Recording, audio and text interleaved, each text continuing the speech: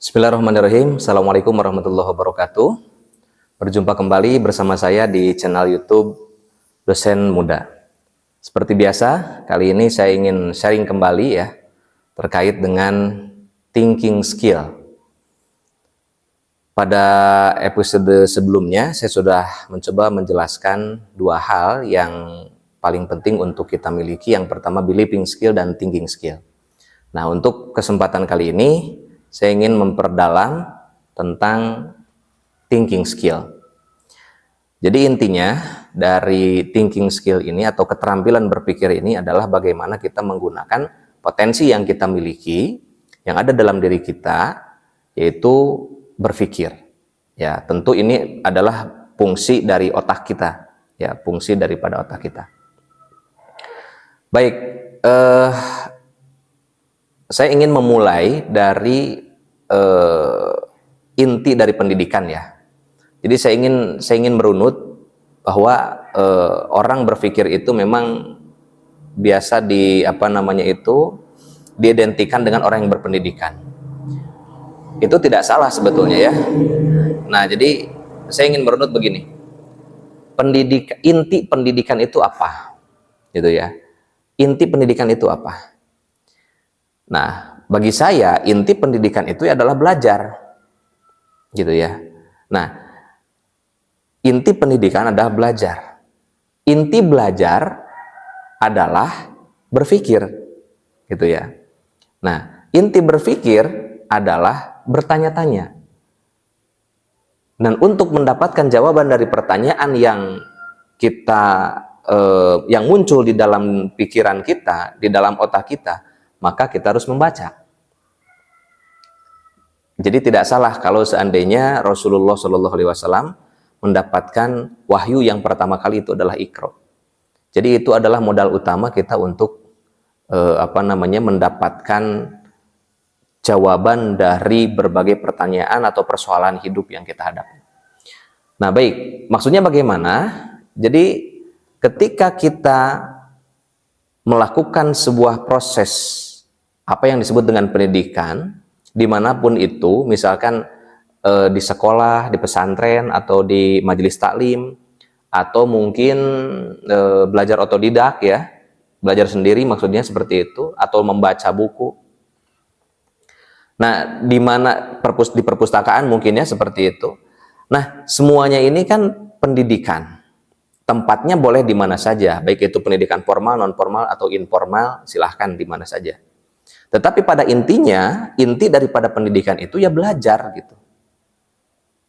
Nah, sedangkan belajar ini intinya apa sih? Inti belajar ini adalah ya berpikir itu. Gitu kan. Ketika kita belajar itu kan tentu yang terjadi adalah proses di mana otak kita ini bekerja. Proses di mana otak kita ini bertanya-tanya. Berbagai pertanyaan muncul. Ketika misalkan kita belajar tentang makhluk hidup ya, makhluk hidup, ada hewan, ada tumbuhan, ada manusia dan sebagainya. Nah, ketika kita misalkan mengkaji tentang tumbuh-tumbuhan, ya kita belajar nih tentang tumbuh-tumbuhan, maka muncul tuh berbagai macam pertanyaan tentang tumbuh-tumbuhan. Ya, ada apa saja? Ya, jenisnya tumbuh-tumbuhan itu. Kemudian diklasifikasikan sampai berapa kategori misalkan seperti itu ya. Kemudian ada habitatnya di mana mungkin seperti itu ya. Kemudian ada perbedaan akarnya, batangnya, daunnya dan sebagainya. Jadi banyak pertanyaan tentang tumbuh-tumbuhan. Belajar tentang hewan pun sama seperti itu. Ketika kita belajar tentang hewan, itu kan ada kategori dari mulai hewan yang menyusui, hewan yang beranak. Ya. Kemudian hewan yang bertelur gitu kan. Dan sebagainya. Habitatnya hidup di laut, habitatnya hidup di air tawar. Kemudian hewan-hewan yang bisa terbang, hewan yang mungkin bisa apa namanya itu, bisa manjat pohon dan sebagainya. Itu kan kita kategorikan semuanya itu. Dan kita mengkaji munculnya berbagai macam kategori itu karena manusia ini berpikir. Gitu. Jadi itulah proses di mana otak kita bekerja. Berbagai macam pertanyaan. Nah, jadi cirinya orang belajar itu ya harus banyak pertanyaan gitu. Karena dia memikirkan sesuatu. Gitu. Jadi contoh ya, misalkan kita fokus pada suatu benda nih. Ini adalah pensil misalkan ya. Nah, lalu kemudian kita ini mengkaji nih, belajar tentang pensil ini. Ya. Maka pensil ini dia akan kita pahami secara detail. Ya, misalkan siapa yang membuat pensil ini? Pabrik apa namanya yang membuat pensil ini? Apa bahan dasar pensil ini? Apa warna pensil ini? Gitu kan? Kemudian bagaimana caranya membuat pensil ini? Apa gunanya pensil? Dan seterusnya. Itu berbagai pertanyaan. Dari satu benda saja muncul pertanyaan banyak sekali. Nah, itulah proses berpikir. Gitu. Jadi itulah proses di mana seseorang itu bertanya-tanya. Nah, sehingga dengan berbagai macam pertanyaan yang ada itu, ya, maka muncullah di sana pencarian jawaban. Bagaimana untuk mendapatkan jawaban itu? Ya, orang ini, manusia ini akan membaca. Itu, ya. Dia akan bertanya misalkan kepada orang, ya, kepada guru, kepada teman, kepada siapa yang dia mungkin anggap dia mengetahui tentang pertanyaan itu, jawaban dari pertanyaan itu. Kemudian misalkan dia membaca buku, ya, untuk menjawab berbagai macam pertanyaan yang ada di dalam kepalanya, gitu ya. Nah, jadi itu proses di mana orang ini banyak bertanya-tanya, lalu kemudian mendapatkan jawaban, ya, dengan membaca itu. Nah, jadi inti daripada pendidikan ini memang pada akhirnya adalah membaca, gitu ya. Iqra, gitu ya. Ayatul Quran, ayatul Qur'aniyah dan ayatul kauniyah, gitu ya. Nah, itu ya, saya menjelaskan tadi dari runutannya seperti itu. Lalu kemudian untuk apa namanya, merangsang nih pikiran kita, ya, supaya kita memiliki keterampilan berpikir, maka perlu ada semacam pendekatan teoretis lah ya. Jadi salah satunya adalah dengan taksonomi Bloom itu ya. Jadi taksonomi Bloom ini membuat 3 ranah, ya kan? Ada ranah kognitif, afektif, dan psikomotorik, gitu ya. Jadi ranah belajar ini ada 3, ada kognitif, afektif, dan psikomotorik. Nah, pada umumnya guru ya. Guru mengajar, yang mengajar itu saya kira sudah pasti paham tentang ini karena ini sudah banyak dijelaskan gitu ya, kognitif, afektif, psikomotorik itu kan, dan itu sudah menjadi apa namanya bahasan umum seperti itu gitu ya. Tetapi saya ingin mengkaji lebih dalam lagi ya, dari pemahaman ini kita harus mengetahui ya apa yang dimaksud dengan kognitif itu. Jadi kognitif ini ranah pengetahuan, ya. Ranah di mana seseorang ini mengetahui. Tapi bukan hanya mengetahui gitu kan. Nanti ada levelnya, ada tingkatannya. Ya. Kognitif itu ada sampai 6 level ya. Ada kognitif 1, kognitif 2, kognitif 3, kognitif 4, kognitif 5 sampai kognitif 6. Kognitif 1 itu adalah pengetahuan. Nah, di dalam ranah pengetahuan ini ada kata kerja operasionalnya. Jadi orang itu nanti akan bertanya-tanya itu, ya. Contoh misalkan begini ya, di dalam ranah pengetahuan ada menghafal, ada meniru. Nah, jadi pertama orang belajar itu, ya kan, belajar itu adalah dengan cara dia menghafal. Jadi ada semacam apa ya, mungkin perbedaan pendapat gitu ya, perbedaan paham mungkin ya. Menghafal itu penting atau tidak gitu ya. Ada yang mengatakan bahwa menghafal itu hanya membuat bodoh gitu kan ya, karena dia terlalu kaku, karena dia menggunakan hanya sebatas hafalan saja. Menurut saya begini ya, ini perlu diluruskan, mungkin ini harus diluruskan karena begini, remembering itu, menghafal itu ranahnya C1. Itu pondasi. Bagaimanapun itu penting. Menghafal, kemudian meniru, ya, itu kerja operasionalnya. Kemudian menjelaskan, menandai, dan banyak lagi kata kerja operasionalnya. Itu C1, ranah pengetahuan. Jadi bukan berarti menghafal itu tidak penting, menghafal itu penting gitu ya. Tetapi jangan hanya di tingkat itu saja, gitu kan? Jangan hanya di tingkat menghafal saja, gitu. Karena itu tingkatan pertama. Ketika dia sudah mampu menghafal, sudah mampu menjelaskan, sudah mampu meniru, tingkatkan levelnya, yaitu ke tingkatan pemahaman, understanding, C2. Kognitif 2. Nah, jadi dengan dengan modal tadi menghafal sudah bagus, tetapi tinggal ditingkatkan supaya dia paham, gitu. Ya, dia mampu nanti menjelaskan, merinci, mencontohkan, kan gitu ya. Itu ranah di mana dia paham, understanding, ya. Pemahaman gitu. Nah, itu C2. Kemudian C3, aplikasi. Aplikasi ini kata kerjanya menerapkan, mendemonstrasikan, menentukan, menghitung, membangun, dan sebagainya. Nah, ini ranah di mana seseorang ini mampu mengaplikasikan. Jadi bukan hanya menghafal, tetapi tingkatkan kepada tingkatan pemahaman, dari pemahaman tingkatkan aplikasi. Dia mampu melaksanakan, menerapkan ya apa yang dia ketahui. Gitu. Kemudian analisis, C4 itu adalah analisis. Jadi analisis itu kata kerjanya menganalisis, mengaudit, memeriksa gitu kan. Kemudian memecahkan, mengkarakteristikkan, membuat dasar pengelompokan. Ini analisis. Ini salah satu keterampilan yang harus dikuasai oleh peserta didik, bahkan untuk kita. Ya, untuk kita. Jadi bagaimana kita mampu menganalisis, mengaudit, mengevaluasi menguji, menjamin, mendokumentasikan, menominasikan. Banyak orang yang nggak bisa mendokumentasikan. Ya, jadi kadang tugas guru itu kan diantaranya adalah pengarsipan, mendokumentasikan.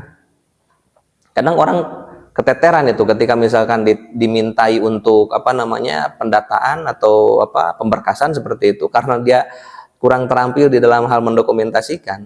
Itu kadang susah itu. Ya. Nah, inilah pentingnya kita mengetahui ya tahapan-tahapan ini. Jadi menganalisis. Kemudian C5 mengevaluasi. Mengevaluasi itu menilai, kemudian menyimpulkan, membandingkan, mengkritik, menimbang, mempertahankan. Itu ranahnya C5.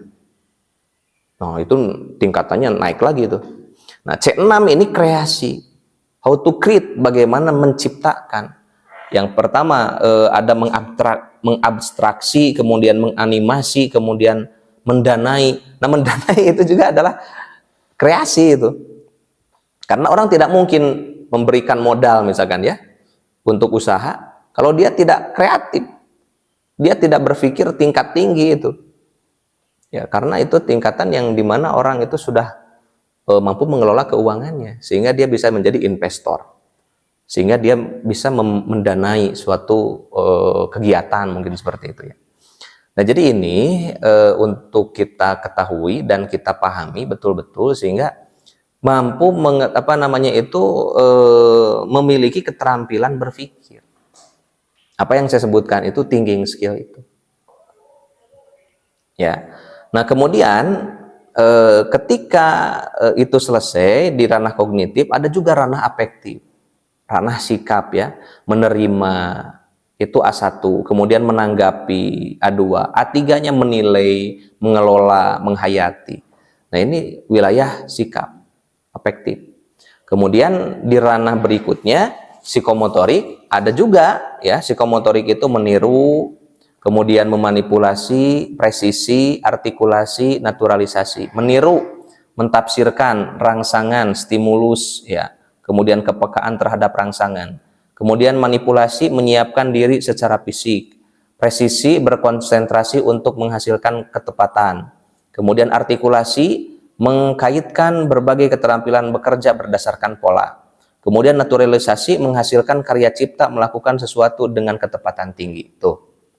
Jadi ini bagian dari psikomotorik, gitu ya. Jadi ada tingkatan-tingkatannya. Nah, jadi inilah yang saya maksudkan dengan thinking skill itu adalah bagaimana kita memiliki keterampilan berpikir. Sehingga kita mampu itu ya untuk belajar secara bertahap gitu ya, untuk menyelesaikan suatu permasalahan ini. Jadi kan kita tetap ya di awal kita harus mengetahui dulu tuh pengetahuannya apa. Ya, tahu nggak? Jangan-jangan nggak tahu. Kemudian paham nggak? Setelah paham, kamu laksanakan tidak? Aplikasi, dianalisis nggak? Dievaluasi nggak? Dikreasi nggak? Gitu kan? Nah, jadi itu ranah di mana orang itu perlu ya untuk memahami bagaimana supaya dia memiliki keterampilan dalam berpikir. Itu kemudian banyak ya kalau kita lihat juga berpikir ini banyak sekali dan luas sekali ya. Bagaimana berpikir secara detail, bagaimana berpikir secara global, bagaimana berpikir secara sederhana, bagaimana berpikir secara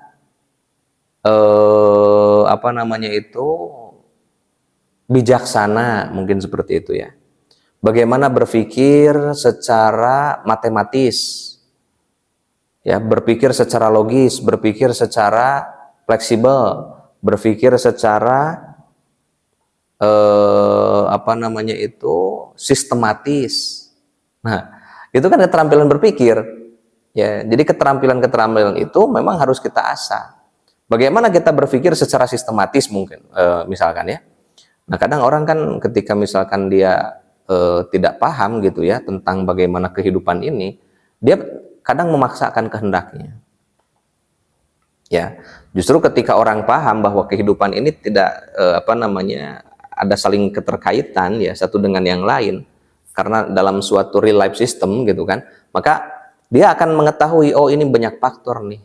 Untuk berubah itu sulit karena ada berbagai faktor yang berkaitan satu sama lain gitu kan. Nah, itu harus dipahami, berpikir secara sistematis itu seperti apa. Untuk mengubah misalkan suatu budaya atau adat istiadat gitu kan, itu kan banyak faktor. Karena terintegrasi satu dengan yang lain, tersambung. Begitu ya. Nah, jadi ini ya yang ingin saya sampaikan pada sesi kali ini. Ya, sebagai pendalaman dari thinking skill, tentu banyak kekurangan dan masih harus banyak digali lagi ya, harus banyak kita sharing lagi. Mudah-mudahan teman-teman sekalian yang menonton video ini bisa berbagi lagi ya, bisa berbagi kepada saya tentang bagaimana keterampilan berpikir itu ya. Jadi orang Indonesia ini kan hebat-hebat ya, memiliki potensi kecerdasan genetik yang sangat luar biasa. Terbukti dengan adanya peradaban-peradaban, ya, bukti-bukti peradaban sejarah yang ada di Nusantara ini. Ya, dari mulai Candi Borobudur, Candi Prambanan, kemudian yang terbaru ada Gunung Padang. Itu tentu merupakan bukti bahwa orang tua kita dulu, nenek moyang Nusantara ini luar biasa. Ya, mereka memiliki kecerdasan yang sangat luar biasa. Nah, tentu ini harus kita ungkap bagaimana mereka bisa seperti itu. Gitu ya. Bagaimana mencerdaskan otak kita. Bagaimana supaya kita memiliki kecerdasan yang luar biasa. Gitu. Kita harus mencari cara untuk mencerdaskan diri kita, mencerdaskan anak didik kita, mencerdaskan bangsa ini. Gitu. Tentu banyak cara, banyak metode, banyak alternatif lah ya, untuk bagaimana supaya kita mencapai tujuan bersama itu. Pasti banyak rintangannya, pasti banyak tantangannya, karena bangsa penjajah itu ya tentunya tidak menghendaki kalau bangsa kita ini pintar, kalau bangsa kita ini cerdas. mereka pasti menindakbobokkan kita supaya kita tidak cerdas, supaya kita tidak berpikir gitu ya, dengan potensi yang ada yang kita miliki. Ya, tentu mereka inginkan adalah mereka yang bermain, mereka yang menguasai, mereka yang apa istilahnya itu mengatur semuanya. Nah, jangan sampai kita mau apa istilahnya itu diperdaya oleh kaum penjajah seperti itu. Jadi saya memiliki keterpanggilan ya untuk bagaimana mencari cara supaya semakin hari kita semakin apa namanya itu cerdas dalam segala bidang gitu ya. Dalam bidang ekonomi, dalam bidang sosial, politik, budaya, kemudian bidang apa namanya sains dan sebagainya. Jadi tentu ini merupakan PR besar ya, terutama untuk para guru, untuk para dosen. Mari kita sharing, mari kita bersama-sama mencari formula untuk bagaimana supaya kita mampu mencerdaskan ya anak bangsa ini.